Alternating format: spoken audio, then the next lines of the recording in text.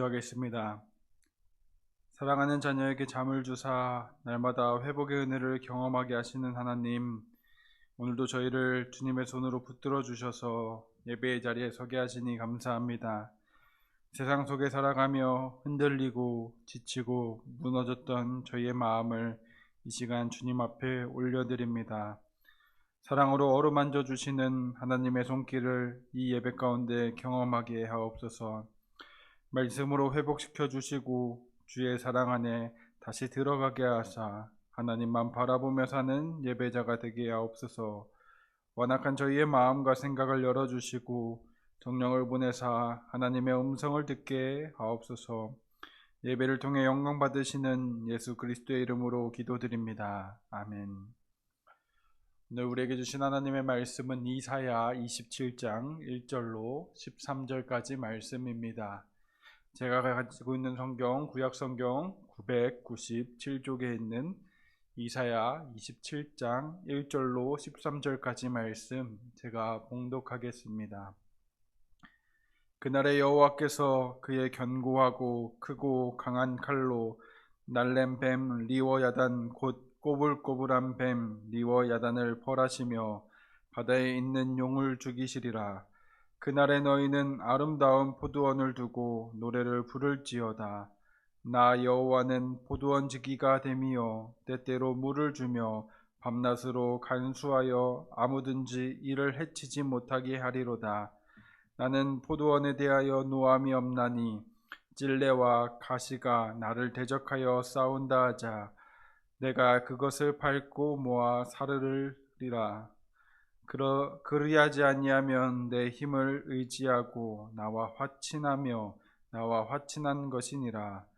후일에는 야곱의 뿌리가 박히며 이스라엘의 움이 돋고 꽃이 필 것이라.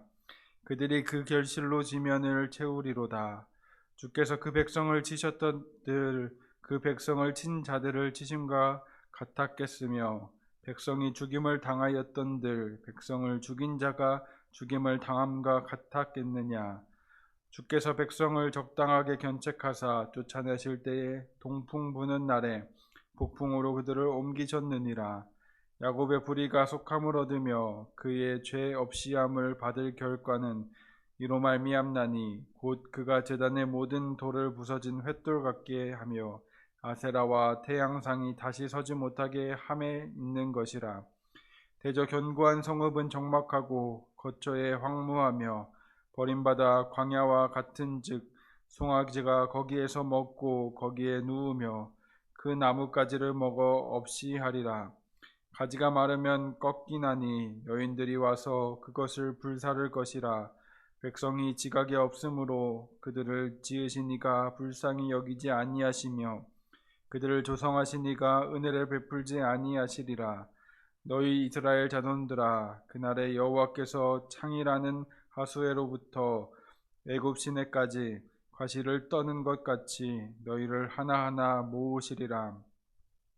그날에 큰 나팔을 불리니 아수르 땅에서 멸망하는 자들과 애굽 땅으로 쫓겨난 자들이 돌아와서 예루살렘 성산에서 여호와께 경배하리라.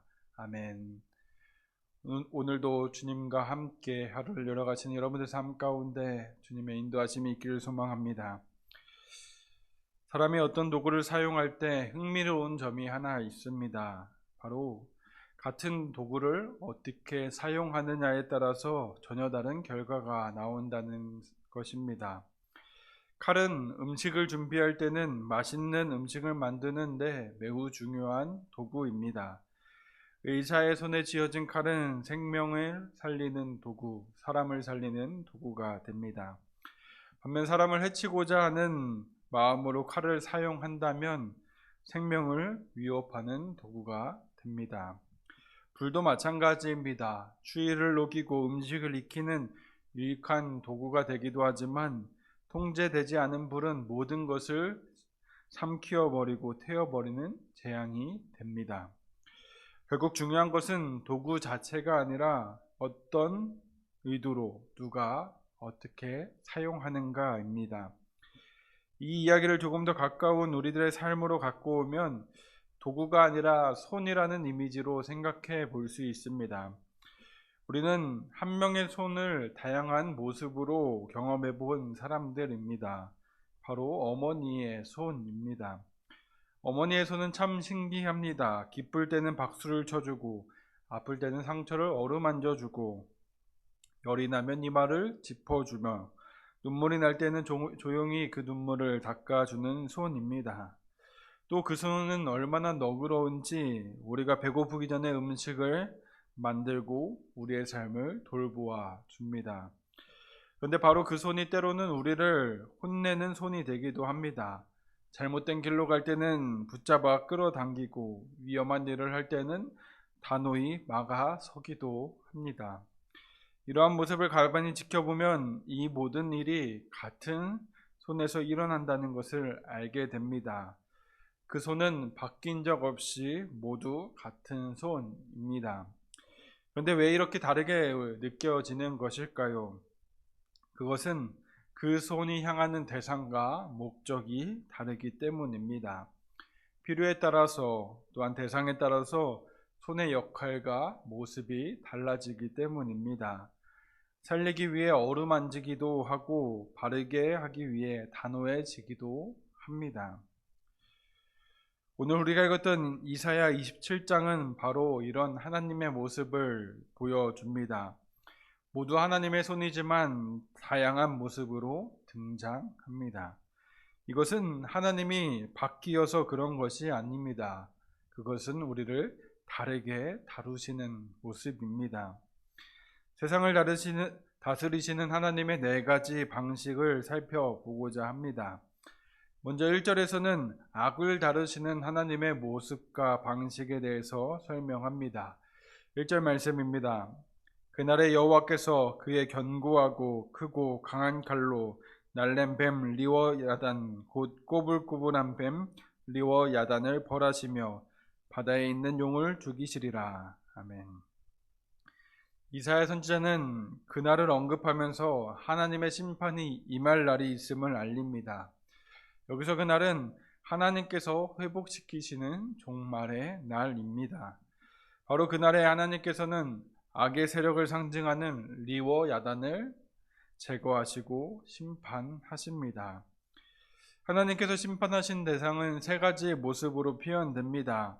날랜 뱀 리워 야단, 꼬불꼬불한 뱀 리워 야단, 바다에 있는 용입니다. 리워 야단은 구약 성경과 고대 근동 신화에 등장하는 거대한 바다 괴물입니다. 보통 공룡이나 악어의 모습으로 묘사됩니다.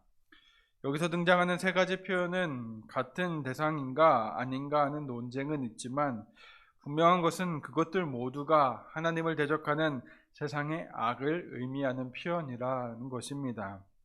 하나님께서는 그런 리워 야단을 죽이심으로 세상의 악을 철저하게 심판하십니다. 이처럼 하나님께서는 악과 타협하지 않으십니다. 악을 설득하거나 남겨두시지도 않습니다. 하나님께서 악을 다스리시는 방식은 그것을 완전히 끊어내는 것입니다.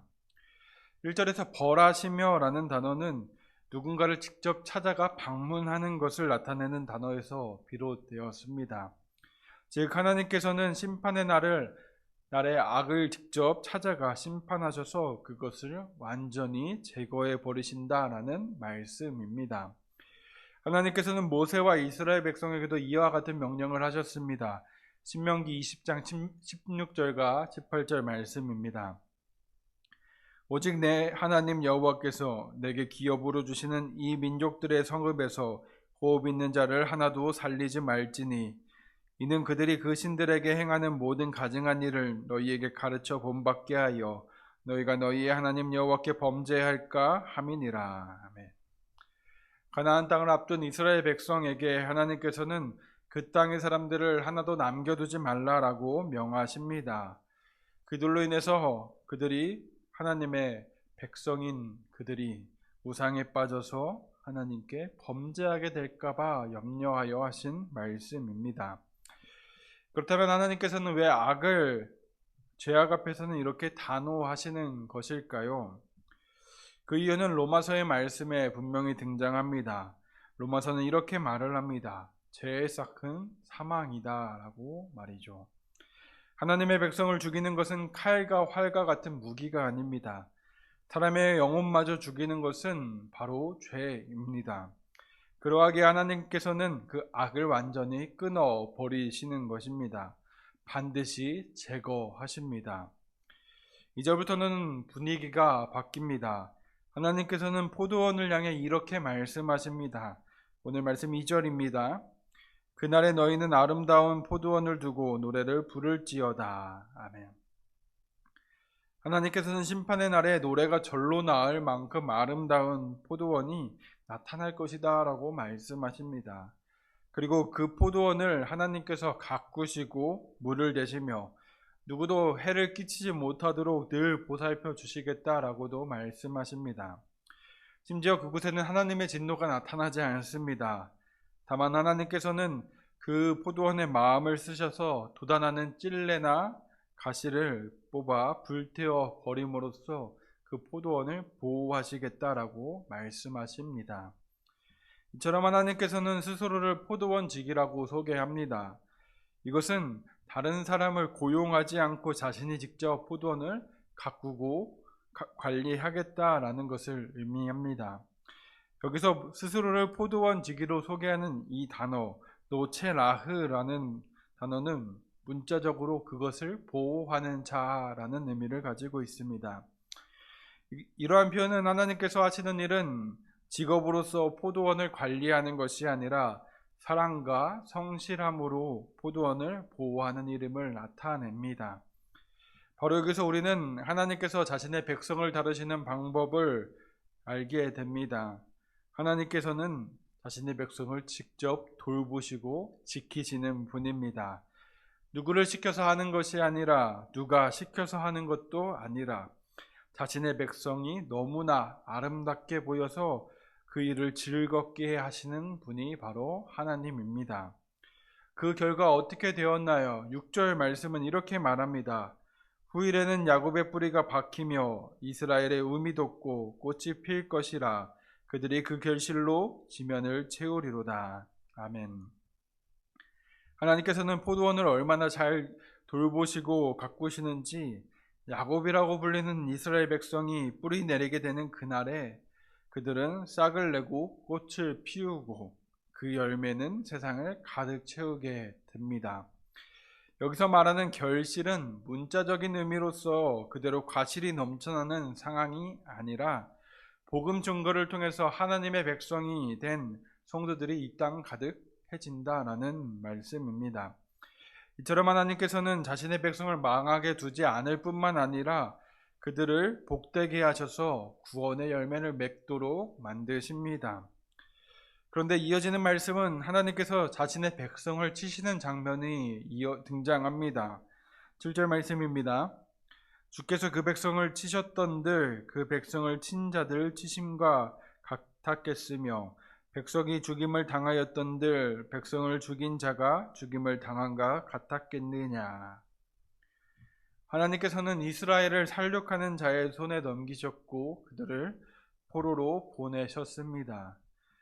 우리는 이러한 모습을 보며 지키시겠다라고 하시면서 왜 그들을 치실까라는 생각을 하게 됩니다.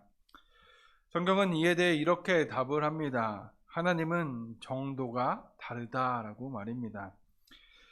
이사야 선지자는 사람들에게 이렇게 질문합니다. 하나님께서 이스라엘을 침략한 사람들을 치신 것처럼 그들을 혹독하게 치시겠느냐? 하나님께서는 이스라엘을 살육했던 자들을 살육하신 것처럼 이스라엘을 살육하겠느냐라고 말입니다. 이사야의 질문에는 하나님께서 자신의 백성과 원수를 대하는 태도의 차이가 드러납니다. 하나님께서는 자신의 백성을 치지 않으신다는 의미가 아닙니다. 하나님의 백성도 하나님의 심판을 받을 때가 있습니다. 그러나 그 심판은 하나님께서 원수를 치시는 것처럼 치시는 심판이 아닙니다. 하나님은 원수는 완전히 무너뜨리시지만 자신의 백성은 완전히 무너뜨리지 않으십니다. 그렇기에 이 부분에서 드러나는 하나님의 방식은 정도에 맞게 다루신다라는 것입니다. 대상과 상황에 맞게 다루시는 분이 바로 하나님이시라는 것입니다. 왜 이런 차이가 있을까요?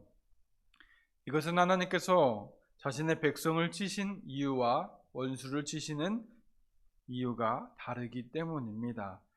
전자는 그들의 죄를 제거하여서 정결하게 하시고자 하는 것이고, 후자는 죄악의 뿌리를 뽑아 버리시는 것입니다. 그렇게 하나님의 백성을 향한 하나님의 손은 파괴하는 것이 아니라 정결하게 하는 손이 됩니다. 하나님의 첫 번째 방식, 바로 악을 완전히 끊어 버리시는 것. 그리고 두 번째 방식, 하나님의 백성을 직접 돌보시고 지키신다라는 것. 바로 이 모든 것이 종합된 모습입니다. 10절부터는 또 다른 장면이 펼쳐집니다. 10절 말씀입니다. 대저 견고한 성읍은 적막하고 거처가 황무하며 버림받아 광야와 같은즉 송아지가 거기에서 먹고 거기에 누우며 그 나뭇가지를 먹어 없이 하리라. 아멘. 여기서부터는 이방에 대한 하나님의 긍휼 없는 심판이 시행될 것을 예언합니다. 견고했던 성이 무너지는 것입니다. 사람들이 안전하다고 믿었던 것들이 황폐하게 됩니다. 그렇게 무너진 이방 성읍은 야생동물 외에는 사람이 살 수 없는 곳이 됩니다.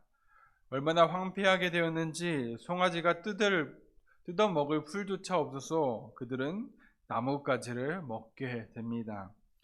여인들이 주워다 땔감으로 사용할 굵은 가지들을 구하는 장소가 되는 것입니다. 그렇다면 이방 성읍들은 왜 이렇게 심판을 받게 되나요? 11절은 그들이 하나님의 뜻에 대한 이해가 없었기 때문이다 라고 설명합니다. 그들이 심판받은 이유는 그들이 하나님의 뜻을 알지 못했기 때문이라는 것입니다. 피조물임에도 창조주이신 하나님의 뜻을 알지 못했기에 창조주 하나님께서 그들에게 은혜를 베풀지 아니하시고 또한 그들을 불쌍히 여기지도 아니하실 것이라는 말씀입니다. 그러나 이것은 끝이 아닙니다. 하나님께서는 이스라엘을 향해 약속해 주십니다. 내가 하나하나 모으겠다라고 말입니다. 여기서 하나님의 네 번째 방식이 드러납니다. 하나님은 무너뜨리시지만 다시 모으시는 분입니다. 여기서 과실을 떠는 것과 같이라는 말은 곡식을 타작하되 매우 조심스럽게 하는 모습입니다. 하나님께서는 그의 백성을 모으실 때 그만큼 신중하고 정성스럽게 하신다라는 말씀입니다. 마치 농부가 여름 내내 수고하여 얻은 곡식 이삭을 세심하게 모으고 줍는 듯 자신의 백성 한 사람 한 사람 하나도 빠짐없이 신경을 쓰신다는 의미입니다. 이처럼 하나님께서는 무너뜨리시지만 다시 모으시는 분입니다. 그것도 대충이 아니라 하나하나 정성껏 말입니다. 그렇게 모여진 사람들은 무엇을 할까요? 성경은 그들이 바로 예배를 드린다라고 말을 합니다. 13절 말씀입니다. 그날에 큰 나팔이 불리니 아수르 땅에서 멸망하는 자들과 애굽 땅으로 쫓겨난 자들이 돌아와서 예루살렘 성산에서 여호와께 예배하리라. 아멘. 이처럼 회복의 끝은 예배입니다. 하나님께서 뜻하셨던 자신의 백성들을 모으시는 이유가 바로 예배를 위함입니다. 왜냐하면 우리의 사명이 바로 하나님께 예배하는 것이기 때문입니다. 이렇게 이사야의 소묵시록이라고 불리는 단락이 끝이 납니다. 그리고 특별히 27장에서는 하나님의 방식 4가지가 소개되었습니다. 죄악을 완전히 끊어버리시는 하나님, 자신이 직접 정성스럽게 백성을 돌보시는 하나님, 대상과 목적의 정도에 따라 맞게 다루시는 하나님, 무너뜨리시지만 다시 모으시는 하나님의 모습이 등장했습니다. 이처럼 하나님은 한 분이시만 다양하게 역사하시고 하나님의 손은 같지만 획일적으로 일하지 않으십니다. 그러나 우리는 종종 오해할 때가 있습니다. 왜 하나님은 저 사람에게는 저렇게 대하시면서 나한테는 이렇게 대할까? 왜 내 삶에만 이런 일들이 일어날까라고 말입니다. 오늘 말씀은 분명하게 말합니다. 하나님의 일하심에는 하나님의 뜻하심이 분명히 있다라는 사실을 말이죠.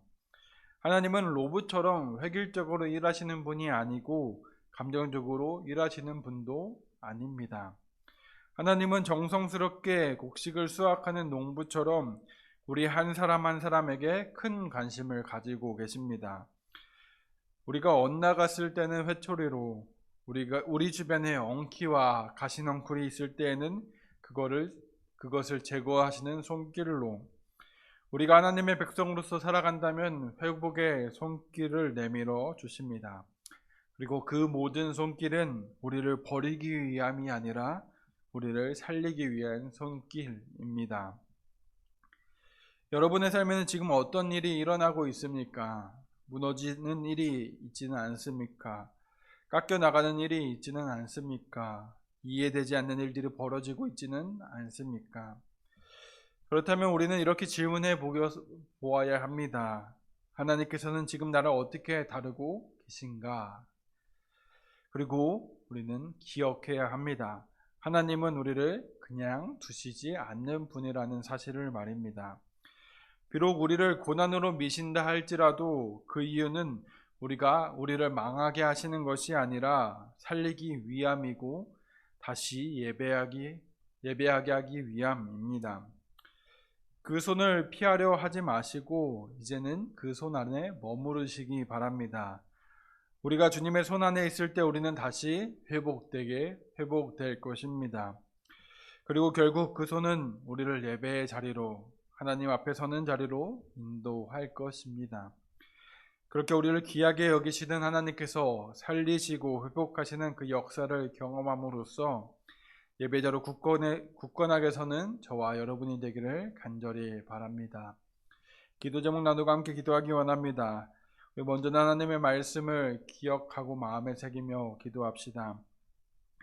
하나님의 일하심 가운데는 하나님의 선하신 계획과 뜻하심이 있음을 기억합니다. 주여, 우리가 그 주님의 손길을 거부하지 않게 하시고 주님의 손 안에 머무름으로써 날마다 주님을 예배하는 자로서 살아가게 해달라고 기도합시다. 다음으로는 우리 교회를 위해 기도하기 원합니다. 주님, 우리 동대문 교회를 사랑하여 주시고 늘 기억하여 주시며 돌보아 주시옵소서. 이 교회를 통하여 많은 영혼들이 구원받게 하시고 또한 기쁨의 소식이 우리 교회를 통하여 많이 전파되게 하여 주시옵소서.